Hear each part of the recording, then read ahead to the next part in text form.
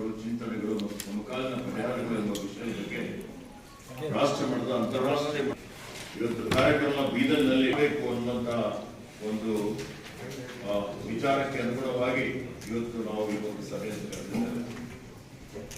ಅವೆಲ್ಲ ಹೆಚ್ಚಿನ ಸಂಖ್ಯೆಯಲ್ಲಿ ಬಂದಿದ್ದಕ್ಕಾಗಿ ಬಹಳ ಖುಷಿ ಆಗ್ತಾ ಇದೆ. ನಮ್ಮ ದೇಶದ ಎದುರುಗಡೆ ಏನು ಪ್ರಸ್ತುತ ಸವಾಲುಗಳಿದ್ದಾವೆ, ಚಿಂತನೆಗಳಿದ್ದಾವೆ, ಸಮಕಾಲೀನಕ್ಕೆ ಪರಿಹಾರ ಯಾವ ರೀತಿಯನ್ನು ಕಂಡುಕೊಳ್ಳಬೇಕು ಅನ್ನೋದ್ರ ಬಗ್ಗೆ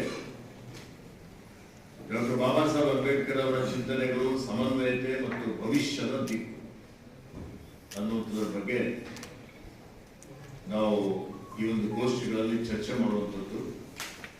ಲಿಂಗ ಸಮಾನತೆ, ನನ್ನ ಪ್ರಕಾರ ವರ್ಣಭೇದ, ವರ್ಗಭೇದ, ಲಿಂಗಭೇದ ಇವತ್ತಿಗೂ ಇದೆ. ಅದಕ್ಕೆ ಏನು ಪರಿಹಾರ ನಾವು ಕಂಡುಕೊಳ್ಬೇಕು ಅನ್ನುವಂಥ ರೀತಿಯಲ್ಲಿ ಸಮಾಜವನ್ನು ಒಗ್ಗೂಡಿಸುವಂತ ಕೆಲಸ ಮಾಡುವಂತ ರೀತಿಯಲ್ಲಿ ಸಮಾಜದಲ್ಲಿ ಮತ್ತೆ ಪುನಃ ಸಾಮರಸ್ಯ, ಸಹೋದರತ್ವ, ಸಹಬಾಳ್ವೆಯನ್ನು ನಮ್ಮ ಸಂವಿಧಾನದ ಒಂದು ಇವತ್ತು ಬುನಾದಿ ಇದೆ. ಅದನ್ನು ಮತ್ತೆ ಪುನಃ ನಾವು ನಿರ್ಮಾಣ ಮಾಡಲಿಕ್ಕೆ, ಪುನಃ ಅದನ್ನು ಅಳವಡಿಸಿಕೊಳ್ಳುವಂತಹ ಒಂದು ರೀತಿಯಲ್ಲಿ ಮಾಡಲಿಕ್ಕೆ ಪ್ರಯತ್ನ